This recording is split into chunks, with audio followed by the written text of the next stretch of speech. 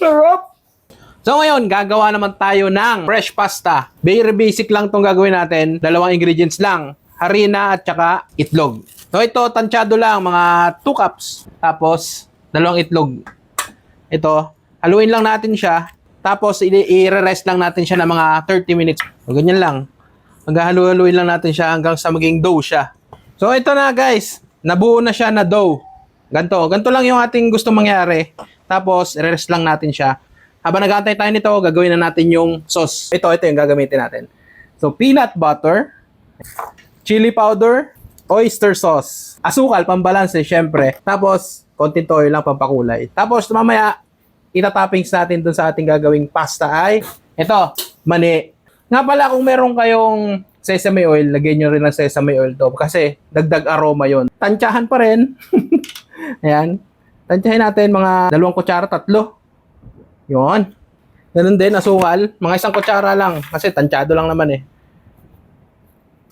So, lahatin na natin tong oyster sauce na to. Yun! Tapos, lagyan na natin ito. Depende na sa inyo kung gaano kaanghang yung gusto ninyong lasa. Pero ako, syempre, konti lang. 1 kutsara lang. Tapos, konting toyo. Pampakulay lang siya. Tapos, mix natin.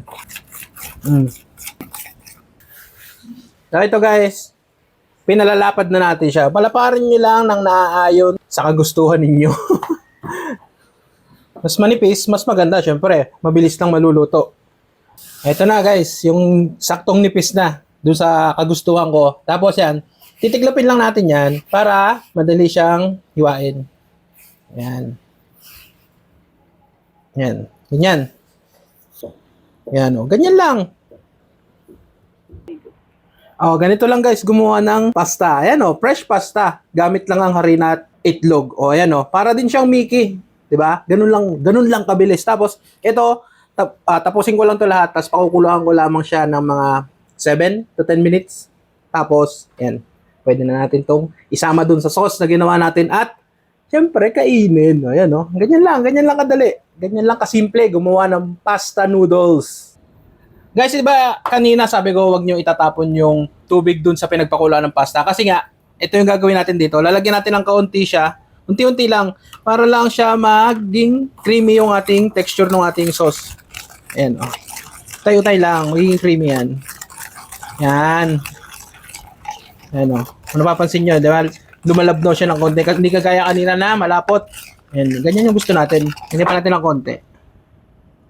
Yung para creamy. Yan oh. Bango.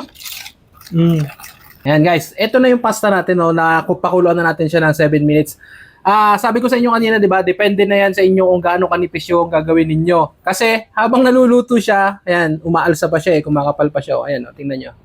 Ayan. Pero okay na 'yan, luto na 'yan. Sama na natin dito sa sauce na ginawa natin kanina. Yan oh. Yan oh. Ha. Oh, di ba? Oh, ang bango. Dagdagan pa natin ng konti, parang masyadong marami yung pasta. Ay, yung sauce. Nga pala, 'di ba, pag gumawa kayo ng pasta na to, pwede niyo tong itabi. Tatagal pa to, ilagay niyo lang sa freezer. Oh, 'di ba? Meron na kayong dudukot-dukotin sa freezer na pasta pag gusto ninyong kumain ng pasta. Oh, ayan oh. Ganun lang. Yan. Nakakatakam. Nakakagutom. Tapos lalagyan natin ng toppings. Dinurog na mani. Yun oh. Yan palang oo, ayan oh. Ayan oh. Tapos, lagyan pa natin to. Yun oh. Sino bang hindi matatakam dyan?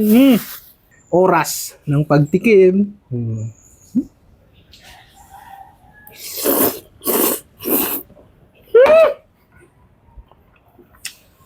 Sarap! Panalo!